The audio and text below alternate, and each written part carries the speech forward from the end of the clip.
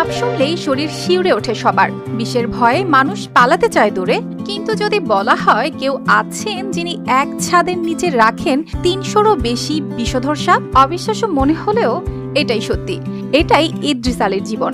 মানুষ ভয় পেলে দৌড়ে পালায়, আর তিনি দৌড়ে যান বিপদের দিকেই। টাঙ্গাইলের ঘাটাইল উপজেলার শালিয়াবহ গ্রামের ইদ্রিস আলী একসময় নদী খাল ঘুরে মাছ শিকার করে সংসার চালাতেন। কিন্তু ৪ বছর আগে তার জীবনে এলো মোড় ঘোরানো পরিবর্তন। মাছের জাল ছেড়ে হাতে নিলেন অন্যরকম অস্ত্র, সাহস।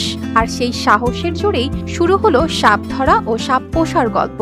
আমি সাপ ধরি আজকে ৪ বছর যাবৎ। মানুষের বিপদের কথা শুনে আমার কোনো খিদা তিলাস থাকে না।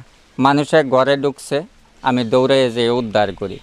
কিন্তু আমার এই কথা শুনলে কোনো সময় সাপের কোনো জাদু, মন্ত্র, তন্ত্র কিচ্ছুই নেই। সাপ ধরার সাহস। আজ তার বাড়িটা যেন এক অদ্ভুত সংগ্রহশালা, যেখানে রয়েছে গোখরা, দারাজ, শঙ্খিনী সহ ৩০০রও বেশি বিষধর সাপ। উঠোনে ঢুকলেই মনে হয় এ যেন ছোট্ট এক সাপের খামার। প্রতিদিন তিনি এই সাপদের খাওয়ান মাছ, ব্যাঙ কিংবা পোকামাকড়। এগুলো সংগ্রহ করতে ছুটে বেড়ান জঙ্গল থেকে মাঠে।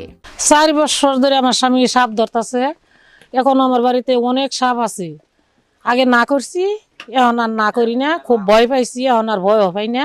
সাপ ঢাকার মতো মানুষে টাকা পয়সা দিয়া ওই যন্ত্র থুই না, সাপ থুই না কিনা দিছে মানুষে, পম্পি উনি থুয়ে দেয়। এখন আর বাইরে বড় পায় না, কোনো ভয়ও পাই না। তবে এই পথ একেবারেই ঝুঁকিমুক্ত নয়। এখন পর্যন্ত ৪ বার বিষধর সাপের কামড় খেয়েছেন ইদ্রিস আলী। সব মশার বিরুদ্ধে সুরক্ষা দিতে এলো বসুন্ধরা এক্সট্রিম অ্যারোসল, মশার বিরুদ্ধে এক্সট্রিম সুরক্ষা। তবুও হার মানেননি, কারণ তার কাছে সবসময় মজুদ থাকে অ্যান্টিভেনম। সেই ওষুধই তাকে ফিরিয়ে এনেছে মৃত্যুর দুয়ার থেকে। বিভিন্ন লোকের যদি সাপে কাটে তাহলে উনি দৌড়ে ছুটে যায়, যার কারণে আমি দেখতে আসলাম আর কি যে আসলে কতটুকু সত্য। পরে আসলাম, এসে ওনার কাছে দেখলাম বিভিন্ন ধরনের সাপ দেখলাম, তারপর বিভিন্ন লোকের কাছে শুনলাম যে উনি এগুলা করে। শুধু সাপই নয়, মানুষকেও বাঁচান তিনি। কারো ঘরে বা আঙিনায় সাপ ঢুকলে মানুষ দৌড়ে যান তার কাছে। এই